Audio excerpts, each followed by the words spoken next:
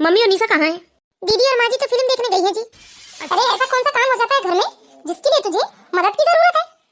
अरे तुझे क्या लगा बहू कि तू ऐसे चोरी चोरी चुपके चुपके हमारे बेटे से हमारी शिकायत करेगी और वो तेरी बात मान लेगा? अरे वो बेटा है मेरा। अरे ये क्या बात हुई बहू? मैं तुझे डांट थोड़ी ना रही हूँ, मैं तो बस तुझे समझा रही हूँ। ऐसी छोटी छोटी बातों में तू रोने बैठ जाएगी तो कैसे अपना घर संसार बसाएगी? देख बहू, मैं तुझे प्यार से समझाती हूँ, पहले तो ये रोना बंद कर, पोंछ अपने आंसू। बहू ये बात हमेशा याद रखना कि कोई भी बात हो मेरे पवन से चोरी चुपके कहने की जरूरत नहीं है, क्योंकि मेरा पवन मुझसे पूछे बिना कोई काम नहीं करता और ना ही कोई फैसला लेता है। अरे मेरा बेटा तो कौन सी शर्ट पहनेगा ये भी मैं ही डिसाइड करती हूँ। तू चाहती है बहू कि घर के कामकाजों में मैं और मेरी बेटी तेरी मदद करें? देख बहू, अब मैं तो ठहरी इस घर की मालकिन, और तू ही बता भला घर की मालकिन काम करते हुए अच्छी लगती है क्या? और रही बात तुम्हारी ननद की, तो तुम्हारी ननद इस घर की बेटी है और बेचारी 1-2 सालों में विदा होकर अपने ससुराल चली जाएगी। अब ससुराल में ही जाकर उसे काम ही तो करना है, तो कम से कम मायके में तो थोड़ा आराम कर ले वो। और रही बात भैया नौकर चाकर की, तो वो तो हम नहीं रख सकते, क्योंकि हमारे पास इतने फालतू पैसे तो है नहीं कि हम नौकर चाकरों को देकर अपने रुपए बर्बाद करें। अरे अब खड़ी क्या हो गई कहानी खत्म, जाओ अपना काम धाम देखो। अरे हाँ नहीं का जवाब देकर तो जा। जी माँ जी। अरे बड़ी आई थी मेरे बेटे से मेरी चुगली करने वाली। देख बेटा, आज तुझे भी ना एक बात मैं साफ साफ समझा देती हूँ, बीवी को ज्यादा सिर पर नहीं चढ़ाना चाहिए। अगर बीवी को सर पर चढ़ा लो ना तो घर बर्बाद हो जाता है। और दूसरी बात बेटा, जितना ज्यादा तू अपनी बीवी के साथ वक्त बिताएगा ना, वो उतना ही ज्यादा तुझे अपने मोह जाल में जकड़ लेगी। इसलिए मेरी मान, बीवी के साथ ना थोड़ी दूरी बनाकर रहना।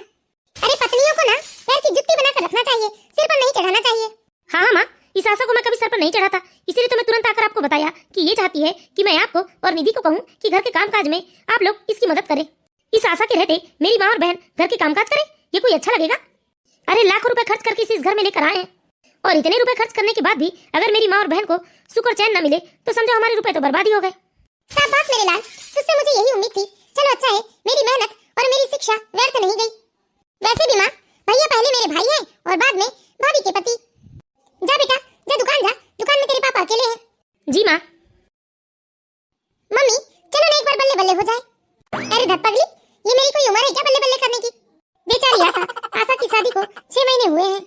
आशा जब से ब्याह कर इस घर में आई है तब से वो इस घर की बहू कम और नौकरानी ज्यादा है। आशा की सास, ननद और यहाँ तक पति भी बहुत ही बदतमीज किस्म के इंसान है। घर के सारे कामों की जिम्मेदारी बेचारी आशा के ऊपर ही था। आशा के पति के सामने आशा की कोई इज्जत नहीं थी, क्योंकि वो बहुत ही बदतमीज किस्म का इंसान था। आशा के पति के लिए तो उसकी माँ और बहन ही सब कुछ थी। आशा की सास ने आशा के पति को न जाने क्या क्या सिखा कर रखा था, जो आशा का पति हमेशा आशा से दूरी ही बनाकर रहता था। आशा की सास और ननद खुद एक औरत थी और दूसरी औरत की जिंदगी में इतना जहर घोल रही थी। बेचारी आशा किसी से कोई शिकायत नहीं करती, जो भी उसके ससुराल वाले कहते वो चुपचाप मान लेती, क्योंकि आशा के माता पिता ने उसे यही सिखाया था कि शादी के बाद लड़की का असली घर तो उसका ससुराल ही होता है। आशा की जिंदगी बहुत ही कष्टमय हो गई थी, लेकिन बेचारी आशा बस इसी आस में सब कुछ सह रही थी कि आज नहीं कल उसके जीवन में भी खुशी आएंगी। कितने दिन हो गए माँ से बात नहीं हुई है, आज ही आएंगे तो मैं कहूंगी कि माँ से बात करवा दे मेरी। आशा? हाँ जी। मम्मी और निशा कहाँ है? दीदी और माँ जी तो फिल्म देखने गई है जी। अच्छा। सुनिए जी, पूरे 2 हफ्ते हो गए माँ से बात नहीं हुई है, जरा मेरा मोबाइल दे दीजिए, मैं माँ से बात कर लूँ। अभी 2 हफ्ते में 1 दिन कम है, कल का पूरा दिन पूरा हो जाने दो, फिर मैं परसों बात करवा दूंगा। सुना नहीं माँ ने क्या कहा है कि शादी हो जाने के बाद ना लड़कियों को पूरा ध्यान अपने ससुराल में देना चाहिए, मायके में नहीं। अच्छा सुनिए जी, मुझे थोड़े रुपए दे दीजिए, कुछ सामान खरीदना था मुझे। अरे तुम्हें पैसे की क्या जरूरत, खा तो रही हो, पहन तो रही हो, और कहीं आना जाना भी हुआ तो मेरे साथ ही तो आओगी जाओगी, तो मैं तुम्हें सब दिलवा दूंगा, लेकिन तुम्हारे हाथ में मैं 1 रुपए भी नहीं दूंगा। माँ ने साफ मना किया है मुझे। आप कहाँ जा रहे हो जी? खाना तो खा लो। माँ और निशा ने खाना नहीं खाया है, भला मैं कैसे खाना खा सकता हूँ? जब माँ और निशा आ जाए तब मैं आ जाऊंगा। ये इतने रुपए अपनी माँ और बहन के हाथ में देते हैं, लेकिन 1 रुपए भी मेरे हाथ में नहीं देते। और माँ जी ने क्या खूब सिखाया है अपने बेटे को कि माँ तो भगवान के बराबर होती है, क्योंकि वो बच्चे को जन्म देती है और उसे दुनिया दिखाती है। लेकिन माँ जी ये कैसे भूल गई कि मेरी माँ भी तो मेरे लिए भगवान जैसी है। अरे मुझे न मेरी माँ से बात करने दिया जाता है और न ही किसी रिश्तेदार से। मैं अच्छे से जानती हूँ माँ जी सोचती हैं कि यदि मैं किसी से बात करूंगी तो इनकी असलियत के बारे में मैं उन लोगों को बता दूंगी, इसलिए मुझे किसी से बात नहीं करने दिया जाता। लेकिन मेरे अंदर इतनी हिम्मत कहाँ है कि मैं इन लोगों की असलियत कभी किसी को बता सकूं। बेचारी आशा की हालत दिन ब दिन खराब होते जा रही थी। अब धीरे धीरे आशा की शादी को 1 साल का समय बीत जाता है, लेकिन आशा के ससुराल का यही हाल था। उसका पति उसे आज तक अपना नहीं पाया था और उसके पति के हिसाब से आज भी आशा एक बाहर की औरत है।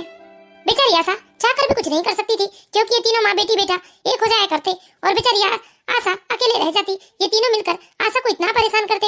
यहाँ दिया जाता था फोन में। आशा के पास खुद का अपना फोन तो था, लेकिन वो फोन कभी भी आशा के पास नहीं रहता था। या तो आशा का फोन आशा की ननद के पास रहता या फिर सास या पति के पास रहता।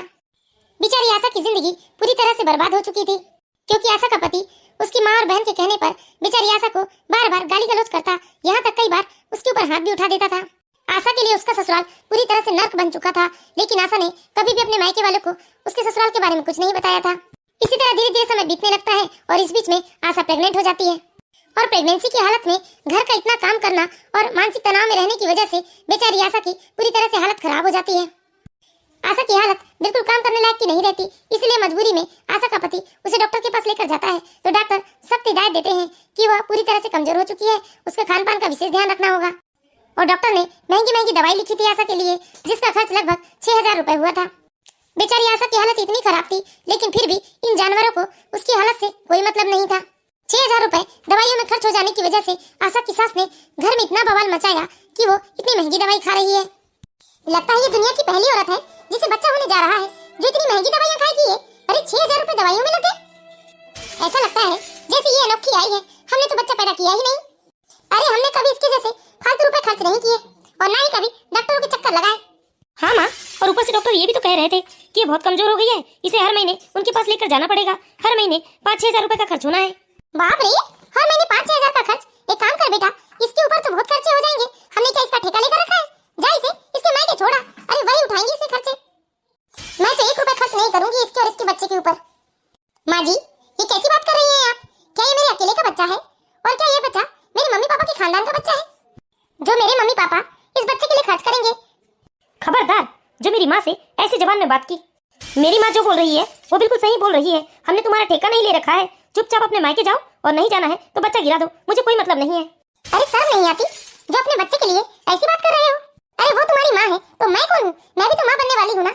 मुंह बंद करो अपना। मेरी माँ ने तुम्हारे तिरिया चरित्र के बारे में मुझे सब कुछ बता रखा है। और भाभी, तुम इस उम्मीद में मत रहना कि तुम ससुराल में रहोगी तो मैं और माँ तुम्हारी सेवा करेंगे।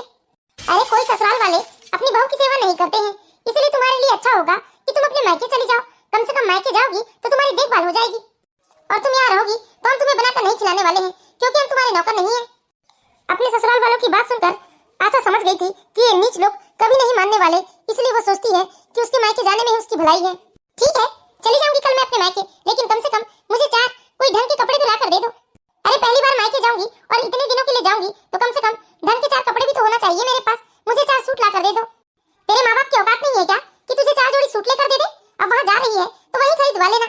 और वैसे भी माँ, भाभी को तो शादी में कितनी सारी साड़ियाँ मिली है, अरे वही साड़ियाँ लेकर जाओ ना अपने मायके। हाँ हाँ, बिल्कुल ठीक कह रही है मेरी बेटी, अपनी साड़ियाँ लेकर जाओ ना। नहीं, अब मुझसे साड़ियाँ नहीं संभलेंगी, इसलिए मैं सूट पहनूंगी। मुझे 4 सूट लाकर दे दो। नहीं, हमारे पास इतने फालतू पैसे नहीं है कि हम तुझे सूट लाकर दे दे। अगर तुझे सूट पहनना ही है तो जाकर अपनी माँ से खरीदवा लेना।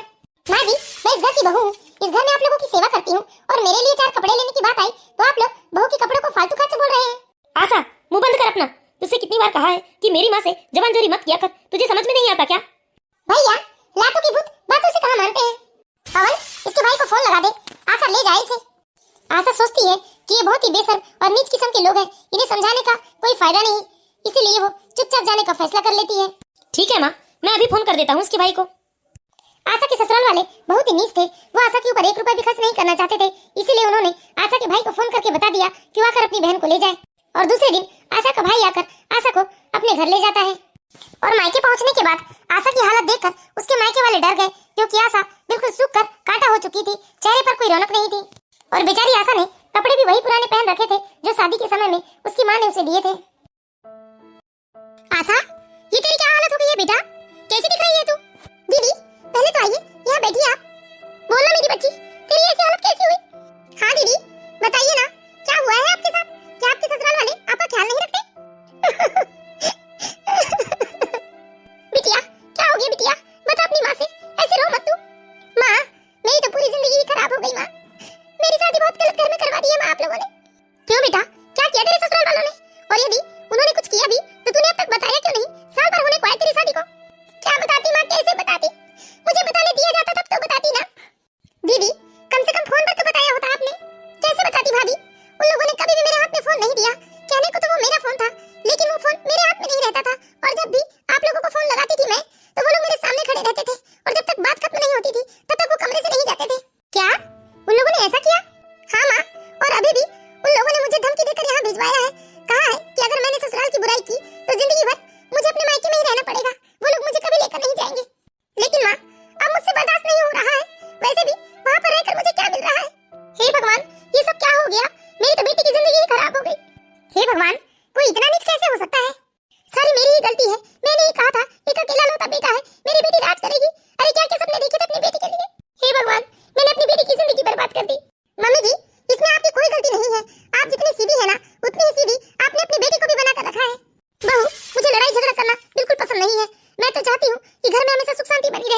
देखिए मम्मी जी, अब जमाना ना सीधे का नहीं रहा।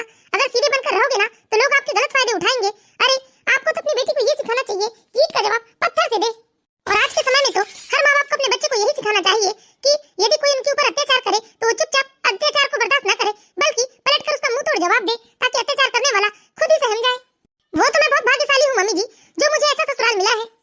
इसीलिए मुझे मेरे ससुराल में मुसीबत का सामना नहीं करना पड़ा। लेकिन मम्मी जी, मुझे मेरी माँ ने ना बचपन से ऐसा बनाया है कि यदि मैं आशा दीदी जैसे ससुराल में भी जाती ना तो उन लोगों के अकल ठिकाने लगा देती। उन लोगों की तो मैं ईंट से ईंट बजा देती। और आशा दीदी, ये रोने धोने से कुछ नहीं होने वाला है। कोई आपको आपका हक नहीं देने वाला है। यदि आप अपनी जिंदगी को बेहतर बनाना चाहती है ना तो आपको तेज बनना ही होगा। ईंट का जवाब पत्थर से देना ही होगा आपको। लोगों से सुनने की आदत छोड़िए दीदी, लोगों को सुनाने की आदत डालिए आप। जब तक आप अपने हक के लिए लड़ेंगी नहीं ना तब तक आपको कोई इज्जत नहीं देगा और ना ही कोई कभी आपकी मदद करेगा। आपकी पूरी जिंदगी ना ऐसे रोते रोते और अत्याचार सहने में ही निकल जाएगी। मेरी माँ ने तो मुझे बखूबी सिखाया था, लेकिन मुझे उसकी जरूरत नहीं पड़ी। लेकिन आपको जरूरत है लोगों को सबक सिखाने की। आप बिल्कुल चिंता मत कीजिए दीदी, आप यही रहिए और यही रहकर ना आप मुझसे सीखिए कि आप अपने ससुराल वालों को कैसे जवाब दे सकती हैं। और दीदी, मैं आपको ऐसा बना के आपके ससुराल भेजूंगी ना कि उन लोगों को अपनी आंखों पर यकीन नहीं होगा कि आप पहले ही वाली आशा है। बस दीदी, अब सब कुछ ना आप मेरे ऊपर छोड़ दीजिए। नहीं नहीं बहू, तुम ऐसा वैसा कुछ मत करना, वरना मेरी बेटी का घर टूट जाएगा। मम्मी जी, ये कैसी बात कर रही हो आप? अभी कौन सा दीदी का घर बसा हुआ है? अभी कौन सा दीदी सुखी जीवन जी रही है? जिस तरह के अत्याचार दीदी के साथ ससुराल में हो रहे हैं ना, अगर ऐसा ही चलता रहा तो एक न एक दिन उस ससुराल में दीदी की तो जान जाना ही है। क्या आपको मंजूर है कि आपकी बेटी की जान चले जाए उसके ससुराल में? दीदी की जिंदगी संवारने की कम से कम अपने तरफ से तो हम कुछ कोशिश कर लेते हैं और बाकी सब तो भगवान पे छोड़ देते हैं। हाँ माँ, सोनम जैसा करना चाहती है उसे करने दो। वैसे भी आशा की जिंदगी तो बर्बाद हो ही चुकी है, कम से कम एक कोशिश तो करके देख ही लेते हैं। अब तो बेचारी आशा मरती और क्या न करती। वो अपने भाई भाभी की बात मानकर बस अब मायके में ही रहने लगी थी, लेकिन आशा के ससुराल वालों को आशा की जरा भी फिक्र नहीं थी। और आशा की भाभी ने भी साफ साफ मना कर दिया था आशा को कि वहाँ फोन करने की कोई जरूरत नहीं है, क्योंकि वो लोग तो इंसान कहलाने के लायक ही नहीं है। आशा की भाभी ने आशा को बहुत समझाया था कि वो अपनी तरफ से अपने ससुराल वालों से कांटेक्ट करने की कोशिश न करे। और आशा की भाभी तो बस अब आशा को बदलने में लग गई थी, क्योंकि आशा की भाभी चाहती थी कि वो आशा को पूरी तरह से बदल दे ताकि अपने ससुराल वालों का सामना अकेले ही कर ले। इसी तरह धीरे धीरे पूरे 9 महीने बीत जाते हैं। आशा तो बहुत कमजोर हो चुकी थी, इसलिए डॉक्टर ने पहले ही कह दिया था कि बच्चा सीजरियन डिलीवरी से होगा। हे भगवान, अब मेरी डिलीवरी का खर्चा मेरी माँ को ही उठाना पड़ेगा, क्योंकि मेरे ससुराल वाले तो जिम्मेदारी से भाग रहे हैं। दीदी, आपको इतनी चिंता करने की जरूरत नहीं है, बस आप तो खुश रहिए। देखिए दीदी, मैं अभी नंदोई जी को फोन लगाती हूँ। हेलो नंदोई जी। हाँ बोलिए भाभी जी। अगले महीने की 2 तारीख को दीदी का ऑपरेशन होना है, तो आप पहले ही आ जाइए। अरे मैं वहाँ आकर क्या करूँगा? क्यों? जिसका बच्चा है क्या वही नहीं आएगा? मैंने किसी का ठेका लेकर नहीं रखा है, मैं नहीं आ पाऊंगा। देखिए नंदोई जी, ठेका तो आपको लेना ही पड़ेगा, क्योंकि वो अकेले आशा दीदी का बच्चा नहीं है, आपका भी बच्चा है। देखिए नंदोई जी, मैं ना आशा दीदी जैसी नहीं हूँ कि चुपचाप आपकी सारी बात मान लूं। देखिए मैं कोई बवाल नहीं चाहती हूँ, बस ऑपरेशन के दिन चुपचाप आप हॉस्पिटल आ जाइएगा। और नंदोई जी, ये तो मालूम ही होगा आपको कि ऑपरेशन में लगभग 60-70 हजार रुपए का खर्चा हो जाता है, तो जरा रुपयों की व्यवस्था करके आइएगा, ठीक है? बस इतना कहकर आशा की भाभी ने फोन रख दिया। आशा की भाभी की बात सुनकर आशा के पति को थोड़ा डर सा लगने लगा। आशा के पति को लगा कि ना जाने उसकी भाभी क्या कर लेगी, इसलिए वो डरते हुए सारी बात अपनी माँ को जाकर बताता है। माँ, क्या करूँ कुछ समझ नहीं आ रहा है। अरे आशा की भाभी तो बहुत धमकी दे रही थी मुझे। अरे बेटा, तू डर मत, अगर तू वहाँ गया ना तो ऑपरेशन का सारा पैसा तुझे ही देना पड़ेगा। और वैसे भी आशा उनकी बेटी है, उनकी जिम्मेदारी बनती है अपनी बेटी पर खर्च करना, हमारी नहीं। आशा का पति अपनी माँ की बात सुनकर बहुत निश्चिंत हो जाता है, लेकिन अगले दिन फिर आशा की भाभी का फोन आता है। क्यों नंदोई जी, क्या सोचा? आप ऑपरेशन के दिन आ रहे हैं या फिर 1-2 दिन पहले आ रहे हैं? नहीं, मैं नहीं आ रहा हूँ। अच्छा, कोई बात नहीं, आप बताइए, फिर मैं ही आती हूँ।